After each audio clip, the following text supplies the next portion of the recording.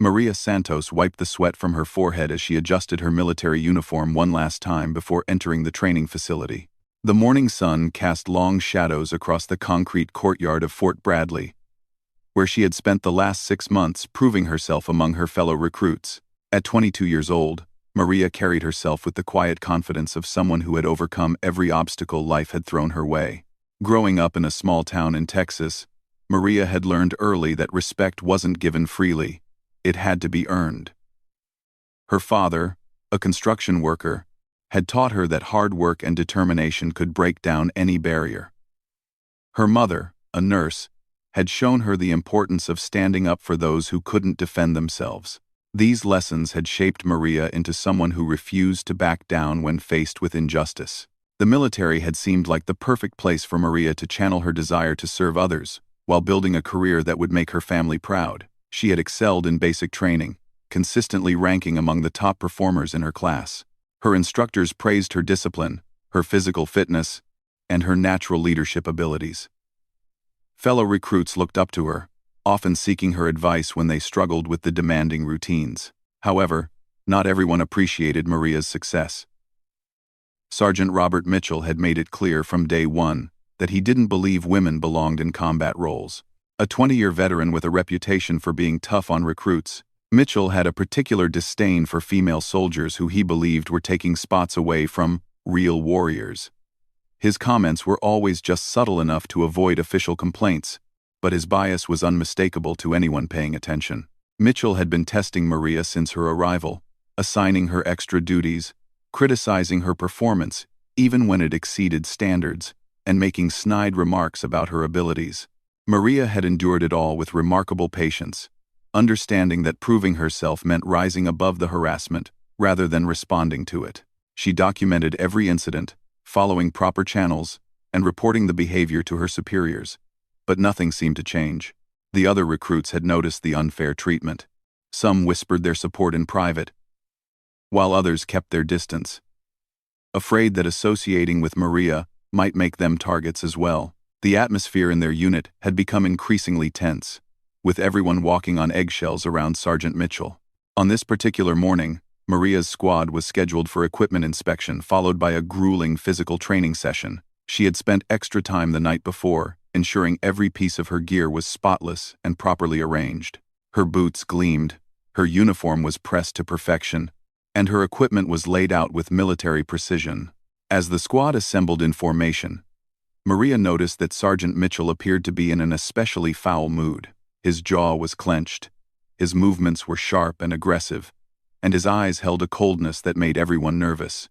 Word had spread through the barracks that Mitchell had been passed over for promotion again, and some suspected this rejection was fueling his anger. The inspection began routinely enough, with Mitchell moving down the line of recruits, examining their appearance and equipment with his usual critical eye. When he reached Private Johnson, a young man from Alabama who struggled with the physical demands of training, Mitchell spent several minutes berating him for minor infractions that would typically warrant only a brief correction. Maria watched from her position in line, feeling her heart rate increase as she anticipated her turn. She knew that regardless of how perfect her presentation was, Mitchell would find something to criticize. It had become a predictable pattern, one that she had learned to endure while maintaining her composure and dignity. When Mitchell finally stood before her, his inspection was more thorough and hostile than usual. He examined every detail of her uniform, checked each piece of equipment multiple times, and even inspected areas that were clearly in perfect condition. The other recruits stood at attention, sensing the escalating tension but unable to intervene without breaking protocol. After finding nothing legitimate to criticize, Mitchell's frustration became visible. His face reddened, his breathing quickened, and his hands clenched into fists at his sides. Maria maintained her position at attention, staring straight ahead as she had been trained, refusing to give him any excuse to escalate the situation further. The silence stretched uncomfortably as Mitchell seemed to wrestle with his next move. The morning air was thick with humidity and tension, creating an atmosphere that felt like the calm before a storm. Other squads continued their training in the distance, their voices and activities creating a stark contrast to the charged stillness surrounding Maria's unit. Finally, Mitchell stepped closer to Maria, his voice dropping to a menacing whisper that only she could hear clearly. His words were carefully chosen to avoid obvious insubordination charges, but their intent was unmistakably designed to provoke a reaction. He questioned her dedication, her competence, and her right to wear the uniform that she had earned through months of demanding training. Maria's training had prepared her for many things, but nothing had quite prepared her for this moment of raw hostility disguised as military discipline. She could feel the eyes of her fellow recruits on her, knowing that how she handled this situation would be remembered long after their training was complete. The weight of expectation from those who supported her, combined with the pressure from those who doubted her, created an almost unbearable tension. As Mitchell continued his verbal assault, Maria made a conscious decision to maintain her professionalism despite the personal nature of his attacks. She understood that responding emotionally would only validate his prejudices and potentially damage her military career. Instead, she focused on her breathing, her posture, and her commitment to proving that she belonged in this uniform just as much as anyone else. The confrontation was building towards something that neither Maria nor anyone watching could have predicted. In that moment, standing in the Texas heat with her future hanging in the balance, Maria embodied everything her parents had taught her about strength, dignity, and the courage to stand up for what was right, even when the odds seemed insurmountable. The morning heat was becoming oppressive as Sergeant Mitchell's inspection dragged on far longer than protocol required. Maria could feel perspiration beginning to form on her forehead, but she maintained her rigid posture, refusing to give Mitchell any excuse to extend his harassment. The other recruits remained frozen in formation, their discomfort palpable as they witnessed what was clearly becoming personal rather than professional. Mitchell's criticism had escalated from minor uniform details to questioning Maria's fundamental fitness for military service. His voice carried across the courtyard, loud enough for nearby units to hear, which seemed to be exactly what he intended. He was making an example of her, using his authority to humiliate her in front of her peers and anyone else within earshot. Private Rodriguez, standing 2 positions down from Maria, later recalled feeling sick to his stomach as he watched the sergeant's behavior become increasingly aggressive. He wanted to speak up, to defend his fellow recruit who had helped him through some of his most difficult training moments, but military protocol demanded silence unless directly addressed. The helplessness of the situation weighed heavily on all the recruits who considered Maria a friend and respected leader. As Mitchell's verbal assault continued, he began incorporating personal attacks that had nothing to do with military standards. He questioned whether Maria was trying to prove something because of her background, made comments about her family, and suggested that she was taking up space that belonged to someone more deserving. These remarks crossed clearly into inappropriate territory, violating several military regulations regarding respectful treatment of personnel. Maria's jaw tightened almost imperceptibly as Mitchell's words became more personal and vindictive. Throughout her life, she had developed thick skin and the ability to ignore ignorant comments. But hearing her family disrespected by someone in authority triggered something deep within her. Still, she maintained her discipline, drawing on every ounce of training and personal strength to remain professional. The breaking point came without warning. Mitchell, perhaps frustrated by Maria's refusal to react to his verbal provocations, decided to escalate the situation physically. He grabbed the metal cup that was clipped to his belt, a standard piece of equipment that contained water for hydration during training exercises. Without any justification or warning, he threw the contents directly at Maria's face. The cold water hit Maria with shocking force, soaking her hair, running down her uniform, and pooling at her feet. The liquid mixed with dirt from the training ground, creating muddy streaks across her previously immaculate appearance. The action was so unexpected and so clearly inappropriate that several recruits gasped audibly, breaking their silence despite standing at attention. For a moment, time seemed suspended. Water dripped from Maria's chin as she processed what had just happened. The courtyard fell completely silent, except for the distant sounds of other training activities. Even Mitchell seemed surprised by his own actions, as if he hadn't quite intended to cross that particular line but found himself unable to take it back. Maria's mind raced through her options. Every fiber of her being wanted to respond with the same level of disrespect that had been shown to her. Her hands trembled slightly, not from fear but from the enormous effort required to control her natural impulse to defend herself. She thought about her father's advice about standing up to bullies, her mother's teachings about dignity under pressure, and her own dreams of proving that she belonged in the military. The water continued to drip as Maria made her decision, in one swift, fluid motion that caught everyone completely off guard. She stepped forward and delivered a perfect uppercut punch that connected solidly with Mitchell's jaw. The sergeant, who had been leaning forward in an aggressive posture, was completely unprepared for Maria's response. The force of the blow combined with his off-balance position sent him stumbling backward.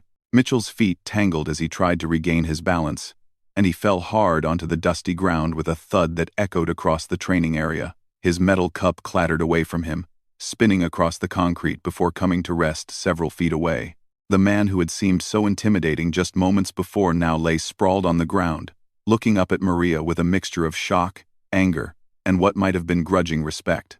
The aftermath was immediate and electric. Fellow recruits stood frozen, unsure whether to maintain their formation or react to what they had just witnessed.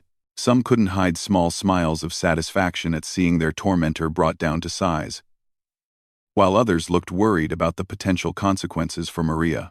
The sound of Mitchell hitting the ground had carried far enough that other units began turning to see what had caused the disturbance. Maria herself seemed as surprised as anyone by what she had done. Her military training had included combat techniques, but using them against a superior officer was something she had never imagined doing. As Mitchell slowly picked himself up from the ground, brushing dirt off his uniform and rubbing his jaw, Maria realized that she had crossed a line from which there would be no return. The sergeant's face was a mask of rage and humiliation as he regained his footing.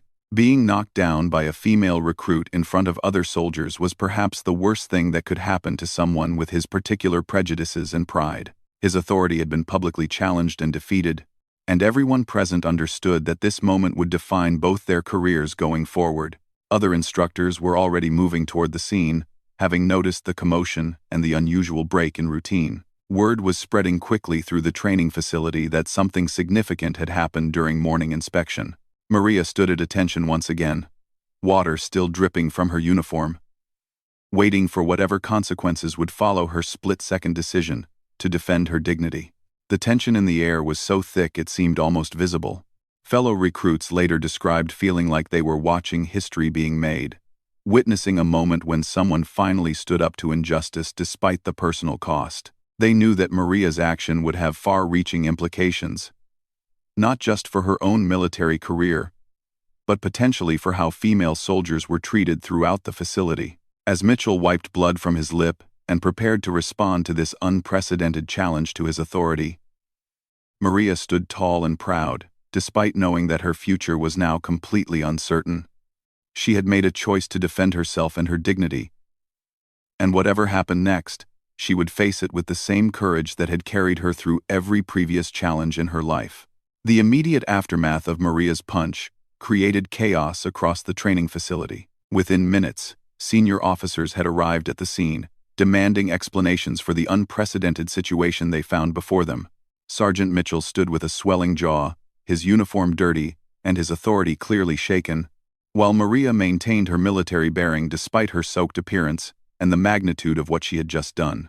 Colonel Sarah Henderson, the base commander, was among the first senior officers to respond. A decorated veteran with 30 years of service, Henderson had built her career during a time when female officers faced even greater challenges than those Maria encountered. Her reputation for fairness and her commitment to military justice made her the ideal person to handle such a delicate situation. As Henderson surveyed the scene, she immediately recognized that this was more than a simple case of insubordination. The positioning of the recruits, the water on the ground, and the expressions on everyone's faces told a story that went deeper than what would appear in any initial report. She ordered both Maria and Mitchell to remain in place while she gathered information from witnesses. The investigation that followed was thorough and revealing. Fellow recruits, when interviewed separately and assured of protection from retaliation, provided detailed accounts of the months of harassment that had led to this moment. Private Rodriguez spoke about Maria's professionalism despite constant provocation. Private Chen described the pattern of unfair treatment that everyone had witnessed. Private Williams testified about Mitchell's inappropriate comments regarding female soldiers.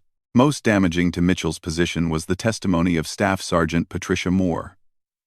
a female instructor who had observed the morning's events from a distance. Moore had been documenting Mitchell's behavior for weeks, preparing her own formal complaint about his treatment of female recruits. Her written observations, combined with the eyewitness accounts, painted a clear picture of systematic harassment, culminating in the water-throwing incident. The military's investigation revealed that this was not an isolated incident.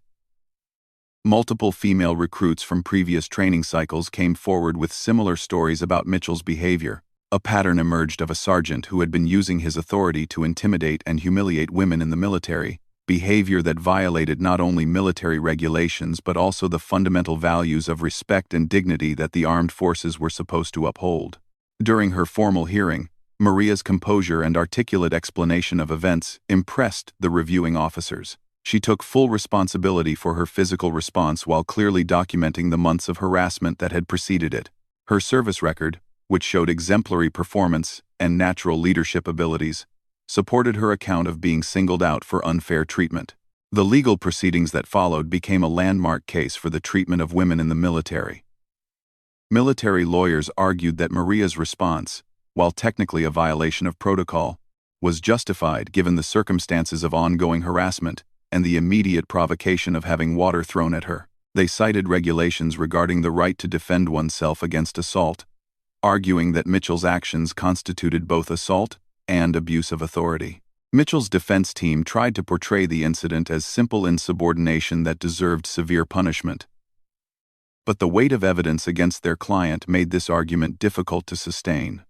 The documented pattern of harassment, combined with witness testimony about the water-throwing incident, created a compelling case that Mitchell had created the situation through his own inappropriate behavior. The court-martial proceedings attracted significant attention from military justice advocates and women's rights organizations. Maria's case became a symbol of the ongoing struggle for equality and respect within the armed forces. Media coverage highlighted both the challenges faced by women in military service and the importance of holding authority figures accountable for their actions. After weeks of testimony and deliberation, the military court reached its verdict. Mitchell was found guilty of harassment, abuse of authority, and assault. He was stripped of his rank, given a dishonorable discharge, and banned from any future military service. The severity of his punishment sent a clear message throughout the military that such behavior would not be tolerated regardless of rank or years of service. Maria's case was handled with greater nuance. While the court acknowledged that striking a superior officer was a serious breach of protocol, they also recognized the extraordinary circumstances that had led to her response. She received a formal reprimand for her actions, but was allowed to continue her military service with a recommendation for advanced leadership training. The decision sparked debate throughout the military community, but it also created important precedents for handling cases involving harassment and justified self-defense. New training protocols were implemented to help identify and prevent similar situations, and clearer channels were established for reporting inappropriate behavior by authority figures. Maria's fellow recruits rallied around her throughout the proceedings, providing character references and emotional support during the most difficult periods. Many later credited her courage with inspiring them to speak up about other instances of unfair treatment they had witnessed or experienced. Her willingness to risk her career to defend her dignity had created ripple effects that benefited countless others. Following the resolution of her case, Maria's military career flourished. Her leadership abilities, already recognized by her instructors, became even more apparent as she advanced through the ranks. She became a sought-after mentor for young female recruits, sharing her experience and teaching them how to navigate challenges while maintaining their integrity and professionalism.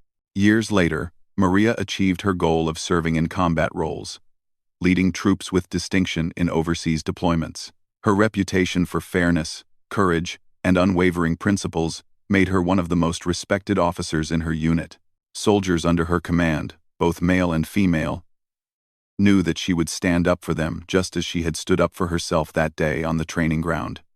The incident that could have ended Maria's military career instead became the foundation for a legacy of leadership and positive change.